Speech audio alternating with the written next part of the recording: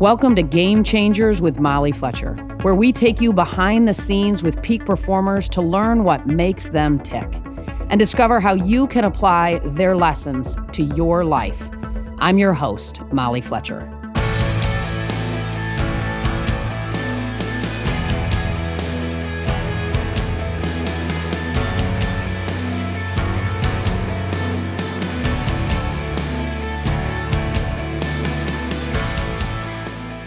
Beth Comstock is a change maker, leading companies like NBC and GE through periods of transformational growth.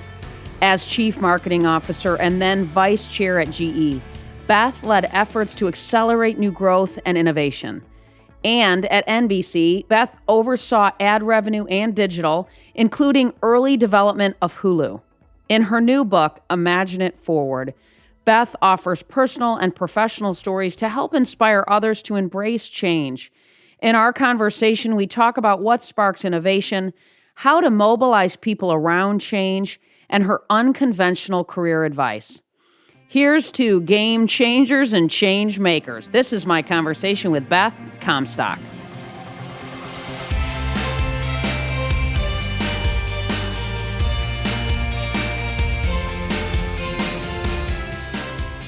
Beth Comstock, what a treat to have you on. Thank you in your busy world and life to take a minute for us. I appreciate it. Thank you, Molly. I'm looking forward to talking to you. So let's talk about your book, right? Imagine It Forward. What's the big message and that you want readers to take away from the book? Well, navigating change is hard. Most of us don't like change, and it's this kind of timeless issue that change starts with us. And so my core message is you got to give yourself permission to try things, take risks, put yourself out there. And I say that as someone who's reserved, shy, and introverted. So you talk about the imagination gap in the book and what contributes to it. Can you talk a little bit about that? Yeah, well, imagination is an important word to me and a big theme. I realized as I wrote the book, certainly in my career and my life. And I feel like the imagination gap is something that exists and it's getting bigger in our organizations. What is it? It is this gap between kind of creative problem solving to solve new problems in new ways, because the world's moving faster, it's more complex, and we need creative solutions to how to solve some of these new problems.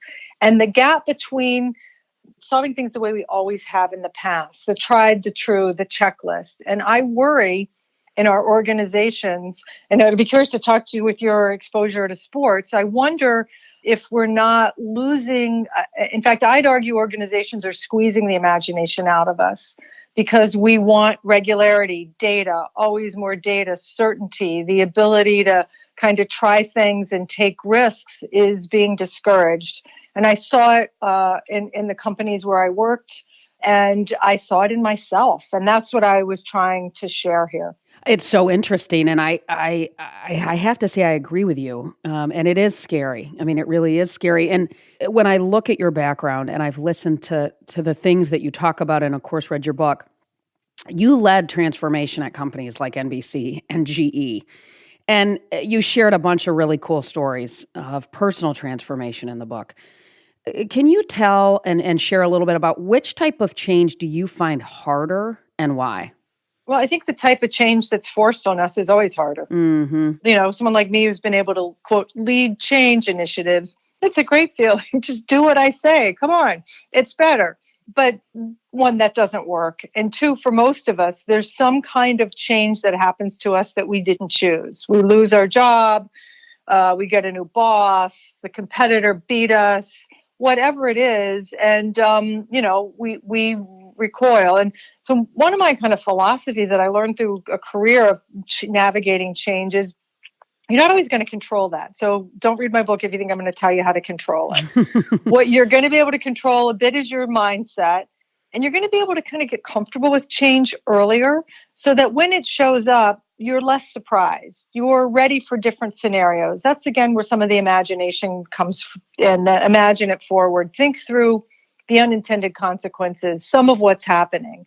I'm a worrier. I'm not recommending you turn into a warrior. That's not the warrior's handbook. But I do think it's about playing out multiple future paths and testing them and seeing which one is right for you as you go forward, as opposed to feeling like I have to pick this path and this is it, I'm going to stick to it forever. So there's some flexibility, adaptability, those words come into play.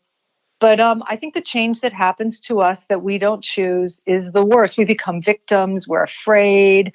We think, well, what if we're not as good in the new arena as we were in the old? I talk in the book about gatekeepers what's a gatekeeper? And it's kind of different in a sports metaphor. There's gatekeepers and goalkeepers, and they're kind of opposite. But this notion of a gatekeeper is somebody who doesn't let you through the gate. They say no. They tell you your idea is stupid. They want to hang on to what little control they have. Maybe the gatekeeper's even you. You tell yourself, I can never do that. I don't have permission. I don't have budget. I don't have expertise. And so we just don't go forward. Yet, change is happening. And so we got to find a different way around it. So I think those are some of the issues that confront all of us, no matter where we are. And it's a lot of it driven out of fear. Mm-hmm. Oh, no question. Fear is, I wrote a book about it, right? I mean, I agree with you totally. Fear is such a blocker for our ability to evolve and change and to grow. And that's what I've liked about sports and teamwork that I'm sure you have an advantage of seeing is I'm sure a lot of people first bring fear into the court or the field, but is it the teamwork? Is it their expertise? I mean, they had to try a lot of things before they got to the perfect play, right? You don't wake up one day and get to be Tom Brady. Right. Well, yeah, no question. I mean, I think what the Bradys of the world or the LeBrons of the world or the Kobes of the world or the best coaches in the world, they've taken all the little opportunities, the little moments of sort of leaning into fear, leaning into change, and they've leaned into it. And over time, they've practiced it enough to feel the confidence that when they're pitching in Game 7 of a World Series or when they're on the line with 2 seconds left to win the game, they've sort of been there before, both in their mind and practically over a lifetime of little moments. But they feel fear just like we do. They've just practiced it enough and leaned into it and realized the benefits of leaning in. So that's like such a great way you've told that story. It's the same in business. I mean, there are times when you're LeBron dunking that ball like nobody's business, right? He makes it look so easy, like he's having fun with it. Sure. But most of us don't. I mean, I share in the book it starts with this permission setting of just small steps forward. I share a story of working for Ted Turner and CNN, and in the early days when Ted was the swashbuckling media titan, and I was shy and had worked there a year, and I worked a lot for him, and he didn't even know my name. And so the kind of permission granting I had to do at an event was to find a way to reintroduce myself to him. I did it very awkwardly. I waited till he went to the men's room and I greeted him outside at the bathroom. And he was like, what is up with you? And I don't think he ever knew my name, but I remember being really proud of myself. Hey, I did it. Right. It was awkward as heck. Like he never, but I did it. It was a small step forward. And for some people that sometimes those things seem so insignificant. They think you have to have, I don't know, developed a, business plan to launch $1 billion. No, right. It starts like one introduction at a time. No question. That is, and that little moment for you, I'm sure, contributed to your ability to deal with big moments at NBC and GE. Well, it is. It's what you said. It's one little moment at a time, and you just stop and you go, hey, I'm really proud of myself. I want to pitch an idea in the meeting, but I'm intimidated. Mm-hmm. But I'm going to do it. My goal is to pitch the idea. My goal isn't to sell the idea, it's to pitch it. Okay, next time I'm going to, so you're just setting these small little steps forward to kind of, if you will, quote, move the ball. Yeah, and increase our failure tolerance, right? To tolerate a little bit of failure along the way, it's okay. That's when we grow. So when did you start to see yourself, here you are navigating your career, evolving and growing in incredible ways. When did you sort of see yourself and go, wow, I'm pretty darn good at change and I'm a bit of a change maker? Well, I have a story that was my awakening in that. I was 26 years old, married to my college sweetheart, and had a young baby daughter. And I realized I had signed up for this story of my life that really wasn't the story I wanted. I wanted to explore the world. I wanted to do other things and sort of this small town good girl narrative. And I chose to get a divorce and kind of move forward with a young daughter and pursue a career. And that was change that was very painful. And so I had to take kind of hold of my story, as painful as it was. And it really helped me think of changing throughout my life. Now, I'm not recommending you get a divorce to do that. I'd say not. But I think whenever I've had to confront change, I go back to that moment and say, like, remember, you had to make it work. You had no choice but to make it work. So in some ways, a very personal, very painful experience helped shape my professional career. Sure. And then I think for me, it was just in the course of business, just learning to embrace that discomfort and use my curiosity Mm-hmm. to say, hey, I'm just going to try this, or I'm going to take this job, even though everybody says it's not the best job, because that's a job I think I can learn something from. And I'm going to go talk to this person because I'm kind of curious about clean tech, even though my company's not doing it yet. What can I learn from them? So I just started to use my curiosity to overcome that fear. And that led me to change. And then it kind of built up the confidence to pitch new ideas. They weren't my ideas, they were ideas I had kind of extracted from the large world out there. So those would have been, if there's a process, it's just saying I've been here before. And second, just kind of open yourself up to be curious and to discover, and you get confidence in things that are emerging in the world. What is the most important piece of advice you'd give leaders who are trying to lead change inside of their organizations? You've done this. I mean, you've done this yourself, clearly.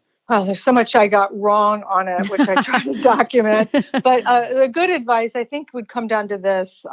One, you don't really manage people. Like, let's be honest. You coach them, you inspire them, you give them vision. Mm-hmm. In that respect, you don't force people to change. Anyone who has a partner or a spouse knows this very well. You give people the space, the time, the vision. You fight for them to have that. You give them help. You try to create a surround sound of, hey, here's the change that's coming. Here's why we've got to get to a better place. But you cannot force people to change. Yes, there's incentives and sticks and carrots and all the things we talk about in business. But if you want real change and you want it fast, people have to find a way to make it their own. And so you can't dictate it, I believe. No question. And I sort of want to go back to this point you talked about was relevant to fear. And one of the things you write that coming up with new ideas is really rarely the problem, that fear is what holds us back. And so, we talked about fear, but where does it, in your opinion, stem from? And how do we overcome it? Well, we're imperfect people, and we somewhere along the way expected we were supposed to be better than that. I think it's interesting, you and I are talking, and your background in sports, mine in business. Obviously, you've done business as well as sports, but to me, it's people put on their game face at work. Mm-hmm. They don't want to let anyone see them sweat. We're going to squelch the competition. And then they lose the rest of the narrative. And so they don't want to admit, I don't know the answer. They don't want to admit, I've never done this before. I am afraid I'm going to look stupid. I don't know how to do that. All these things. And so we cover them over. We pretend like we know the answer. And especially the kind of more you rise in a company and you get people working for you, and then things on the line in terms of deliverables and performance metrics. It takes a very humble leader to say, I don't know all the answers. That's why we're a team. Like, you got to help figure it out. And so I think we lose that. So that's what I think also the reason, and what I think we can do about it is a bit of humility, a lot of vision, Mm-hmm. and a lot of teamwork. Sure. And some transparency, I would imagine, too, right? And some authenticity. Yeah, it's interesting you raise authenticity, because I have often, someone may have told me this, but I like it, this idea of, someone said to me once, like, authenticity isn't something you can give yourself, but it's something others validate. Oh, that's interesting. Some ways, it is, but in some ways you do give it to yourself, in the sense you just be a person. You just say, I don't know. Yeah. Or I need help. Or let's each play to the strengths we have. I'm going to hire a team that rounds me out, Mm-hmm. not replicates me or makes me feel like I'm the smartest person in the room. But it's those insecurities. And I think it takes a self-aware person. And I can sit here at 58 and tell you, oh, it's so easy. When I was 28, I could not have had this conversation with you. I've had a lot of work Sure. and a lot of work people have worked on me in addition. So it's also, kind of to me, it's your speed to opening up, your speed to learning. Those are the things that I think we can do to make it better. I heard a leader once say, a mentor of mine say, I don't know if I'm that great of a leader, but I know what I am good at. She said, I'm really, really good at being curious and asking questions and getting the people in the room to give me the information that I need to help make a decision that's best for all of us.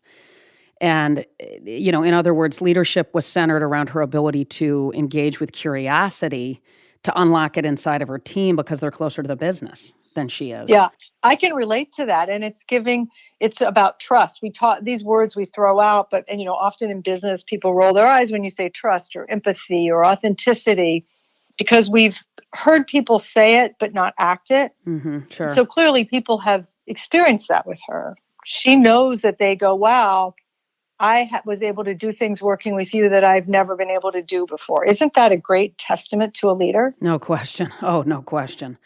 You went from a career in media at NBC to GE, right? So I can imagine those are two pretty different cultures. What was the biggest challenge in that transition for you? Well, a little bit of context. NBC was part of the GE portfolio, so GE owned NBC, but they were, to your point, Molly, they were worlds apart in culture. Sure. And so I remember when I had announced I was leaving to go to GE, this one guy comes up to me and he goes, GE, really? Like, they sell light bulbs, right? And it's like, yeah, I got it. It was like the worst place possible. Like, you're leaving this to go sell light bulbs. Eventually, I did end up selling light bulbs, but at the time, so it was just most people didn't leave NBC to go to GE, but they were happy to do the opposite. Yet I found GE to be an incredible platform for a curious person. I had the kind of job where I operated more horizontally, kind of across business units, where I could connect dots. And at a big company like that at the time, with different industries, you could see the connection between an aircraft business, engine business, and an energy generation business. Clean tech future. You could see the connection in the digitization of media to, hey, the digitization of energy. And so I was able to make those connections and as a curious, creative hunger, with a creative hunger, it was amazing. To be honest, I felt GE allowed my creativity to emerge far more there than at NBC. And it's hard to believe given the media is a creative world. And I think partly was me because I was still kind of developing my thing, my being and my confidence. But also it was a culture that was a kind of afraid of taking risks. It copied a lot of this isn't just an indictment of NBC. I worked at Turner, I worked at CBS. Often established companies their innovation comes from copying the other. I mean, why do we have why is our late night format the same everywhere, right? I mean, they wear different sizes of ties. That's about it. Right. Right? Sure. Yeah, totally. And so the risk taking, because so much people are watching, I haven't really psychoanalyzed it enough, and your question makes me want to do that more. But to me, it was an unleashing of a creative spirit in an unexpected way that surprised me. Mm-hmm. And at GE, I think this is incredible. And for our listeners that don't know this story, I mean, you took a 130-year-old company with more than 300,000 employees. I mean, a 130-year-old company with 300,000 employees with an ingrained culture, and you transformed it. Tell us, how did you approach it? How did you do that? Well, I didn't do it, certainly single-handedly, and I didn't do it. Everybody did it. But you led it, right? To be fair, Beth, you led it. I was an agitator. I was an instigator. I called myself the outsider inside. I think I was able to keep enough because I was different. I came to a financial and mechanical engineering company with a marketing and media background. Mm-hmm. I was a woman in a largely male-dominated company. I didn't speak industrial. There were all these reasons. And so I was always kind of the outsider. And I think I kept that to my advantage of having a different perspective. I needed to learn enough of the culture, but always bring in the outside, spark a different perspective, learn to challenge people, even though, as I said, I'm shy. So those were some of the things that helped, but mostly it was this tenacity of just because somebody said no, I don't think knows yet, to come back again. And I remember this woman said to me once, "You just don't give up, do you?" So I think if people thought, well, if I just say no long enough, she'll go away, I was going to tell them I had patience to come back. And so I kind of outlasted a lot of people in the sense of my energy versus theirs. And finally they go, okay, I'll meet with this person. Okay, I'll go see 3D printing. Okay, I'll talk about clean tech. And then they had to see it for themselves. They couldn't take my word for it. Mm-hmm. So those were the kind of things. But Jeff Immelt, as the CEO of GE, I mean, he was a great champion for me being different. I owe a lot of gratitude, and I think he doesn't get enough credit for what he did to open the company up, to globalize it, to bring in more difference. I would not have been able to do that. The teams would not have been able to do that had we not had somebody who had our back. And that's also really important.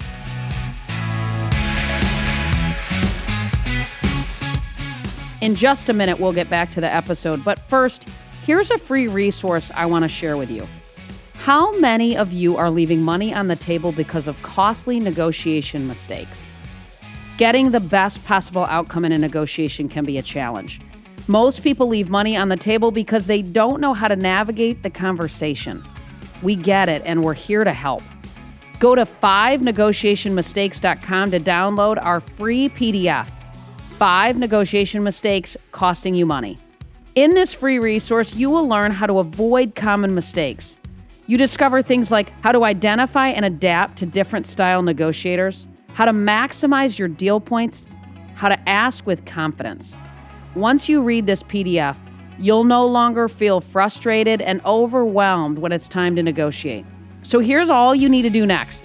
Download 5 Negotiation Mistakes Costing You Money. Check it out, read it, review it, and start negotiating like a pro. All you have to do is go to 5negotiationmistakes.com for the free download. That's 5 like the number 5, negotiationmistakes.com. Now back to the conversation.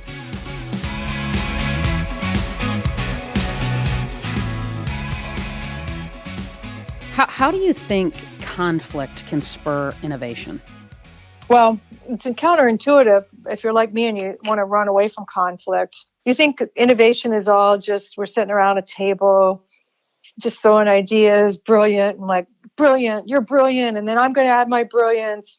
But it's not. The conflict is how you bring in difference and how you beat an idea up. And do you want your idea to be better? Then you better bring in different perspectives. They're going to disagree with you. You need to also within that be able to get to a decision. Not everyone has to agree, but a decision has to be made on the best evidence we have at the time. So I find conflict can help you get to a more truthful conversation about the reality you're facing, the reality of your product, your team, your environment. But it's really, really hard because what happens is, and I write about this painfully, we devolve into tribalism. It's my team against your team. It's your idea isn't as good as my idea. My budget's my budget. Yours is yours. And so the conflict becomes counterproductive because we're not transparent. We're not reminding ourselves we have a shared vision here that we're trying to go after. And so that's where I think conflict gets a bad rap. So what can you do? I think you can invite conflict in. How? Bringing in different perspectives. Have somebody on your team or on your project whose job is just to be the contrarian. Now, you don't want a total no person who says no to everything and has no ability to articulate why. You want a critical thinker who can say it's no because of this. Often they're the best voice you can bring because then they are part of the process because they've made it better. Create space for the idea to just live without having to have an answer. Have fun. Make fun of the idea. I mean, I remember the times when the conflict's the most tense, when you're like about to launch warfare. Like, call it something funny. Crack a joke. Like, look at us. Another thing I like to do is have people trade teams. You know, it comes out of military red team, blue team exercise where somebody who believes, let's say we did this with our clean tech efforts. You believe at the time there was still debate, is global warming happening? get the team that doesn't believe in global warming to adopt it and argue argue for it, and get the team that's for global warming to argue against it, and create it as a formal process. One, you're kind of putting people in their other shoes. You're using both logic and emotion. And I swear it really gets you to some good outcomes because you're forcing that kind of really discipline about conflict. You're being intentional about ensuring it exists Yeah. inside of these moments. Yeah. And a decision has to be made. You're not just doing it for like a cage match. Sure. You're doing it because, okay, now we're going to decide. What do we think? What's our point of view for now? And you said sort of ensure there's a contrarian. If there isn't a natural one, then would you suggest to a leader to sort of assign someone or have somebody step forward to play that role? Yeah. Okay. And sometimes you may need to bring out outsiders. I advise that anyway. I call them sparks because often, especially like if you bring in an entrepreneur or an expert in something, they're not looking to work in your company. I don't mean necessarily a consultant. I mean somebody who's going to come in and really challenge the team. Sure. Tell you what you don't want to hear. Right. You don't have to agree with them everything, and they're not going to know your company, but they're at least going to make you think. The team often, there's politics. They don't want to make the boss look bad. They don't want to look stupid. So unless they've been coached or unless they're just naturally confident in their critical abilities, I find that sometimes hard to do. What role does storytelling play in sort of mobilizing people around change? How can story help with this? Story is so essential. We again tend to think of it what you do at the end. I'm launching a product, now get me a story. To me, story is it's the glue that binds us. It's what makes our cultures. It's what makes us people. What is story? It's in part a vision of where we're going. Here's where we're going. Why are we doing that? Why us? It's also where have you been? Why do I believe you're the ones who can do it? Here's where we came from. Here's where we're going. It imparts a lesson and a relevance for the person who the story is being told to. Oh, I can see that. I want to be part of that. I either want to join your team, I want to buy your product, I want to invest in your business. And often we just, and especially in business, it's, we're going to get 10% organic growth and that's our story. Okay. Yeah. So is everybody else. Now tell me the real story. Why you? Why should I believe you're going to do it? So I'm big on vision, and it's a coaching thing, right? I mean, isn't that what coaches do? It's about here's the vision of the plays we're going to run. Here's what it takes to be good. Oh, no question. When we think about change, often people align that with, oh my gosh, I might fail. And so as a leader, what were some tactical ways that you help people, sort of fail forward? Well, one, I was an example of it. So they saw me fail and keep my job. And then sometimes I got promoted. Okay, now it helps, but I'll give you a really good example. I became appreciative of the role of feedback in helping us be better. And especially this question, tell me something I don't want to hear, because it points out often a fail that you don't realize you're doing or a less than good thing. And so with the teams I worked with, we created a group and we had to hold ourselves accountable for change. We thought we could change our culture in our team before we could change the whole company culture. And we kind of had this commitment where you're going to tell me what I don't want to hear and I'm going to tell it to you. They came back to me and they said, okay, we heard you. You talk a lot about failing, but honestly, we don't want to fail for you. We don't want to let you down. And we don't think you want us to let you down. So you're talking a good game, but you're not doing it. But we have a solution of something we'd like to try. So they came up with something I loved. And they said, let's hold a convention of failure.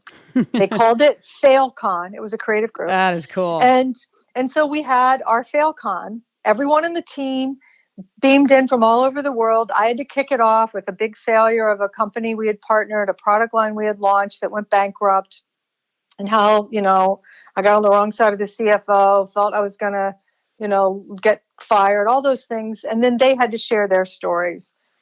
And it was just the action had to match the symbolism, had to match the words. And then, people had to put it into practice. We couldn't just share it once. But so those kinds of things, the team had to believe I had their back, just like I knew that example I gave when the company that we were partnered with and all of our efforts went bankrupt and I lost, tens of millions of dollars for the company.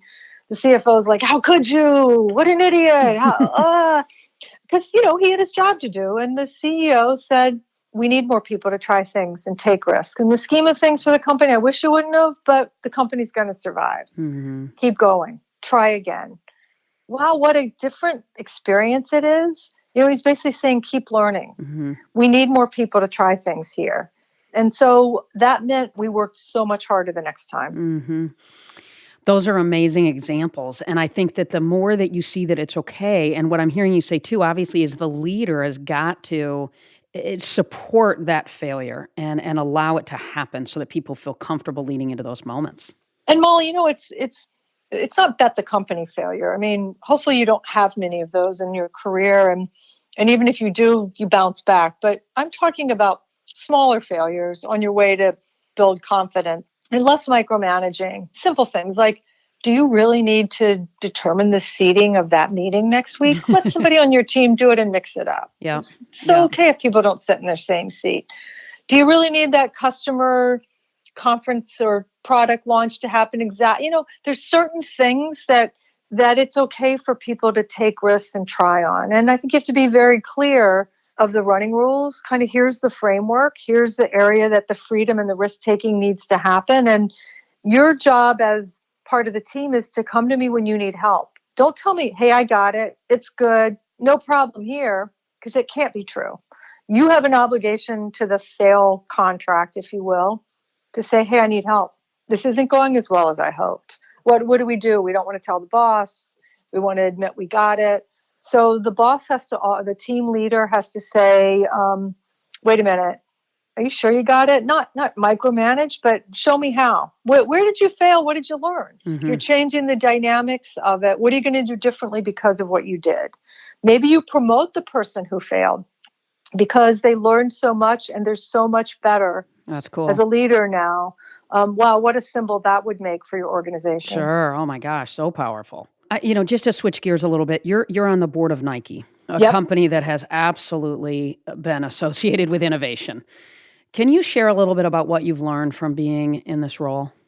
Well, I've been on the board almost a decade. It's an amazing company. I mean, the ability, Mark Parker's really phenomenal CEO. He's a designer by background, and he has a real focus about him, a sense of empathy. And having Phil Knight, who's been on the board as a founder, and he was CEO and chairman for a long time. So I think that founder ethos, the company's been around 40 years, but they still know where they came from. Back to what's your story?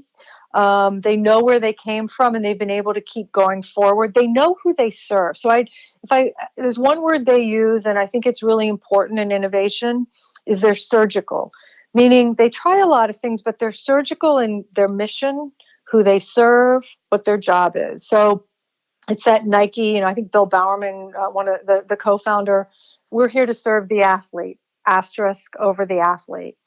If you have a body, you're an athlete. So they're consistent in knowing that it's about performance for athletes. And there's a wide pool of people we want to be athletes.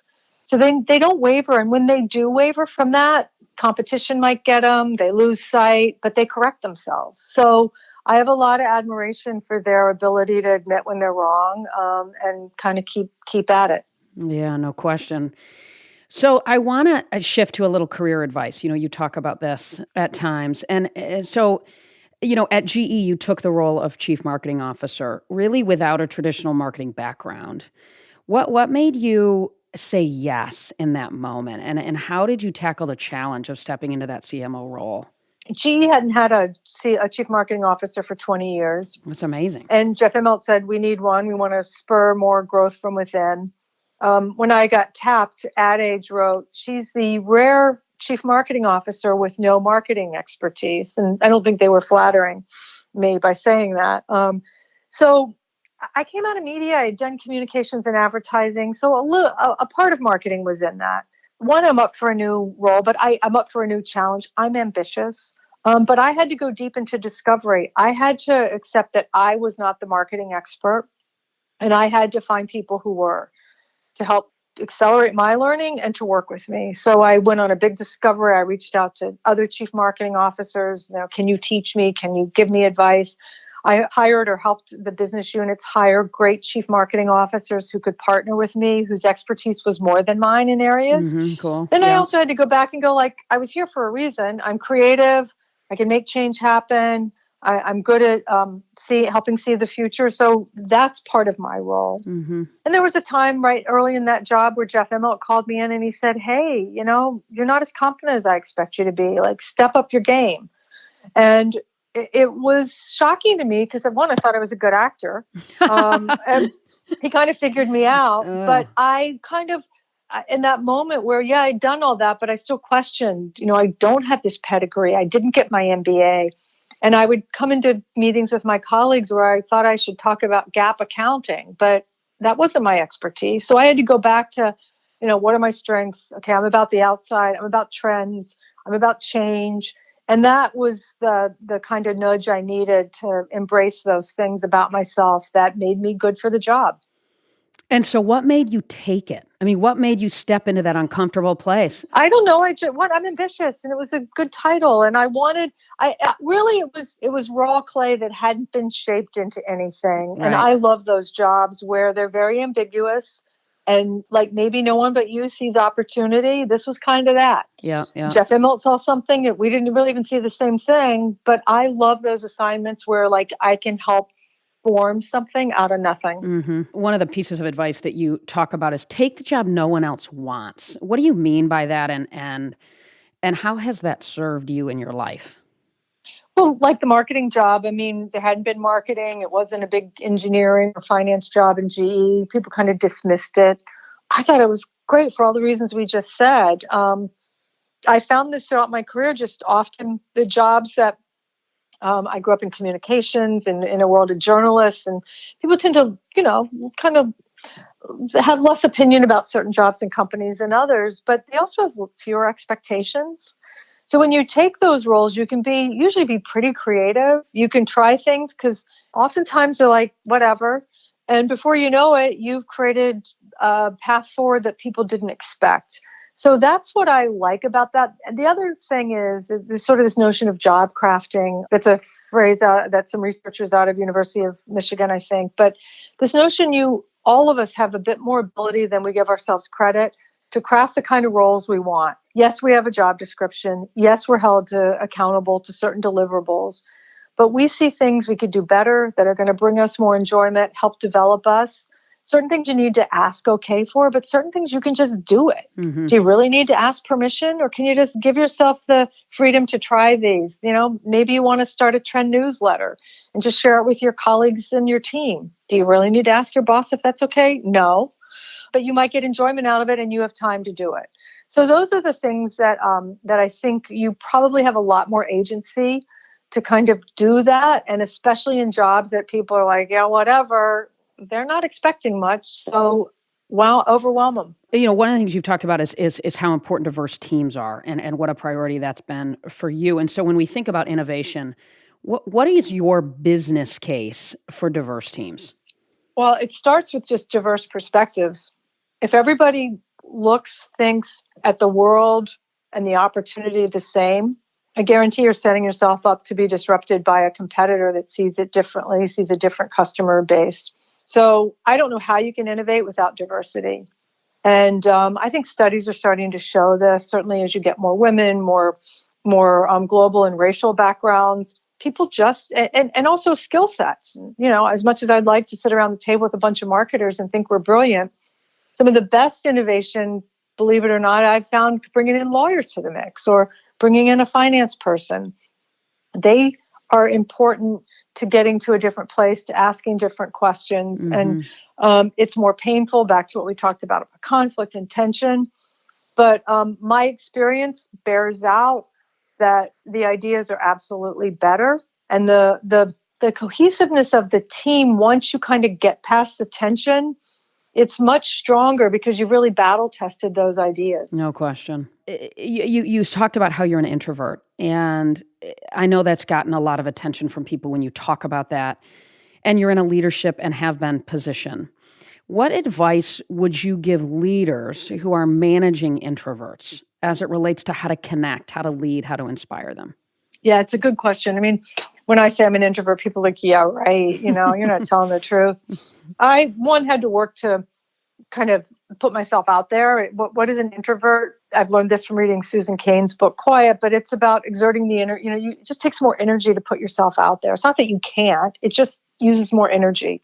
I'm also shy and reserved. So if you manage people like me, it's our nature. It's not to say we can't be other things. It's just that's our nature. And so in times of stress, in times of change, most of us revert to our nature. Be aware of it.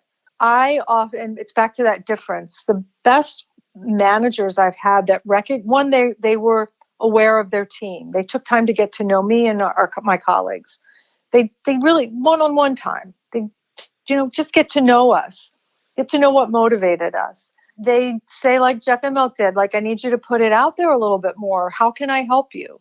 And so what I noticed Jeff would do, and I've tried to do this with my introverted colleagues, is ask questions. Beth, he wouldn't call like, Beth, you've been so quiet. Like, what's wrong with you? Mm-hmm. That's awkward. Sure. He'd say, Beth, like, what's your perspective? Sometimes he would start with me so that I got to speak first, so that it wasn't like there's always the people who talk the whole time. So maybe as a coach, as a manager of an introvert, you are also say it's okay that you don't talk.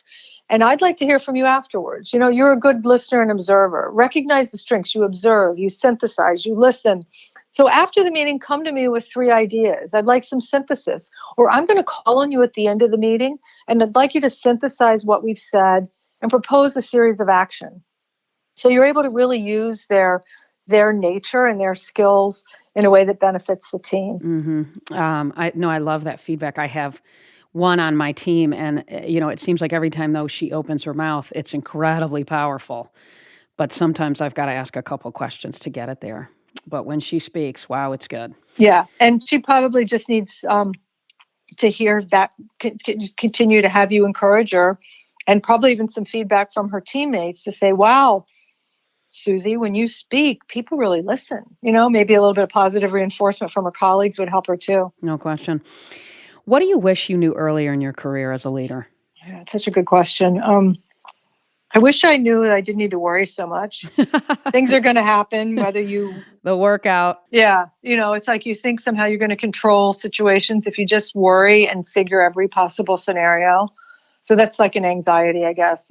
And I wish I had known to ask for help earlier. I got some tough feedback kind of mid-career, early to mid-career, where my colleagues said, you don't ask for help, you expect everything, you come in with perfect ideas. And frankly, we don't like working with you.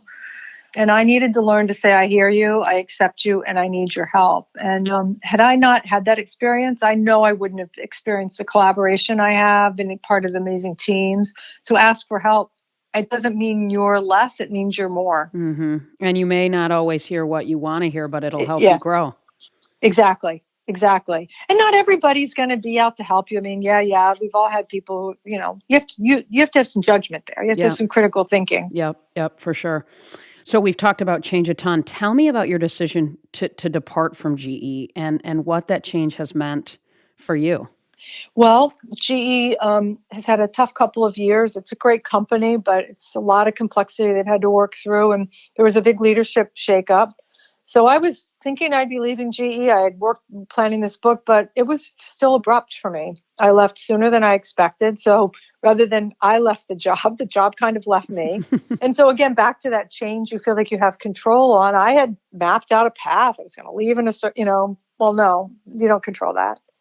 And I got thrown into this world of this book I put out last year. I never put out a book. So in many ways, I've had to, almost every way, I've had to start over and kind of be a beginner. And so that would be my learning, be ready for change. And so I had to go back to the things I'm talking about in the book, back to things that had helped me in my career. Okay, what am I going to do? I'm going to give myself permission to try things. I'm going to go out and discover. I've intentionally given myself this year, post-book launch, to experiment with different things. I'm doing some research with an academic organization. I'm doing some speaking. I'm going to do some more writing. I may do farming. I don't know. I'm just trying things out. So I'm kind of trying to follow my own formula a little bit for myself and remind myself I've been here before. I can do this. And how's it going? It's hard. There are days I'm like, I have no idea what I'm doing. Mm-hmm. I don't have a platform anymore. I mean, I go places and people are like, how do I introduce you? Like, you don't have a title. Like, yeah, but I still have a name. Sure. I'm still Beth. Sure. But it means something. Am I forever going to be former? So, there's pressure in that. And then that sense of, where do I go?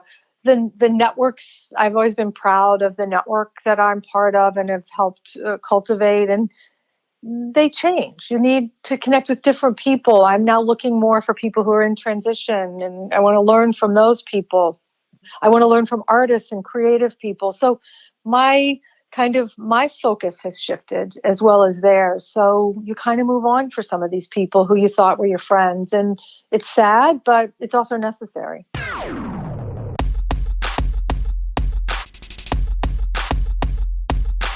So we end, Beth, with rapid fire. You've been incredibly generous with your time. So I'm going to fire off some questions and you just fire back. Are you in? You in? I'm in. All right. Morning or evening routine? Morning. I'm such a scary early bird. I get up super early, like 5 a.m. Wow. I do a little stretching, and then I do this thing I've adopted in writing my book, Morning Papers. It's from Julia Cameron's The Artist's Way. I write 3 pages nonstop, and then I kind of start my day. I'll eat breakfast, read different news sources, and then sort of jump in on whatever my project, either writing or meetings or emails I have to do. I'm sorry, I'm diverting from our rapid fire experience here, but what do you write about inside of that morning routine? Anything that comes up for you, or? Yeah, it's a dump. It's a dump. I'll write about what I dreamt, what I'm still waking up angry about, what I wish I'd done, what I'm happy about. So it's kind of like Dear Diary from when you were 14 meets kind of just stream of consciousness. Okay. What's the last book you read? I'm in the middle of reading The Tao of Physics. Wow. What in the world? That sounds like a snoozer. It's actually quite interesting. It's like the connection between physics and spirituality. Oh, interesting. And then the last fiction book I read, because I just got back from a trip to India, was The Midnight Children by Salman Rushdie. I was sort of big in reading a lot of Indian literature while I was in India. Sure. What book would you recommend for leaders? Mine, but no, I would recommend. Great answer, girl. Yeah, one of the books I always recommend is Twyla Tharp's The Creative Habit. And I love it for leaders and people on your team. It's just the discipline of creativity and just giving yourself permission to just put things out there in different ways and have different perspectives. And yes, business you can learn from a choreographer. Mm-hmm. It's very practical. Sure, right. What was your very first job? My very first job was babysitting, but my real first job was I worked in my summer between freshman and junior year in college. I worked in the local Rubbermaid factory in my hometown and making waste paper baskets and plastic beer mugs. Wow. Fun. It was probably one of the most formative jobs I had. Did you steal those beer mugs and take them home and crush it? No, I would have. I'm sure I bought some at the company store, though. Not steal them, but you know what I mean. Yeah. Put them to use, I guess I should say. I did. I definitely did. All right, good. What is your biggest pet peeve? I think victimhood. People who, certainly there are victims, but people who play the blame game and don't take accountability for their own actions. Yeah, girl, I feel connected to you on that one. I agree. Who's a leader you admire and why? Well, I've mentioned, a couple already, Mark Parker, Jeff Immelt. These days I've been really, I've been kind of watching Mary Barra, the head of General Motors. She's faced a lot of difficulty in her whole time as chairman and CEO, and she's made some really tough calls. They've not been favorable with everybody, but she's fighting for the future of an old company. And I think leaders of established companies have a really hard job. And so I am watching her and learning from her from afar. That's cool. So what is success to you? I think I've thought a lot about this these days as I'm recasting myself. I think to kind of live a inspired and creative life with people you love. That's what it's about. I think I have done that sometimes and not done it enough. And I'm committed to making more of that happen. That's cool. So the show's called Game Changers. So one last question.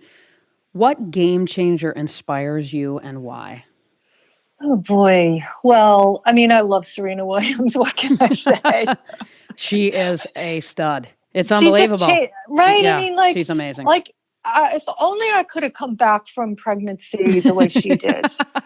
Oh my gosh, she's made motherhood I just love the way she does it. I mean, to come out in that cat suit, oh my gosh. I know. Did you get one? No, because I don't have her confidence. And I think she's got staying power for a reason. And I think we can learn a lot from her. And again, I'm sure a lot of people share that view. But I've been thinking a lot about her lately. So, Beth, you are an inspiration to so many people. And to hear you talk about change and curiosity and innovation, it's been a cool discussion. So thanks so much for taking time.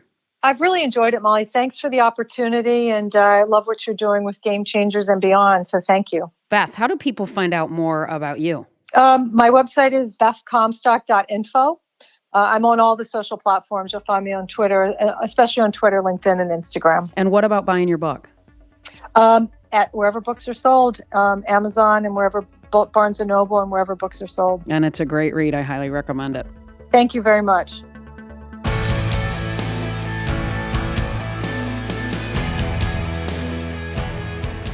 Thanks, as always, for listening to Game Changers with Molly Fletcher. On the next episode of Game Changers, New York Times bestselling author David Epstein joins me to talk about his new book, Range: Why Generalists Triumph in a Specialized World. It's an awesome conversation that will change the way you think about your career and even the way you parent. If you like the show, be sure to subscribe on Apple Podcasts. There you can listen to previous episodes and leave us a review, which helps other people find out about the show. For more about me, visit mollyfletcher.com. Until next time, stay curious and be bold.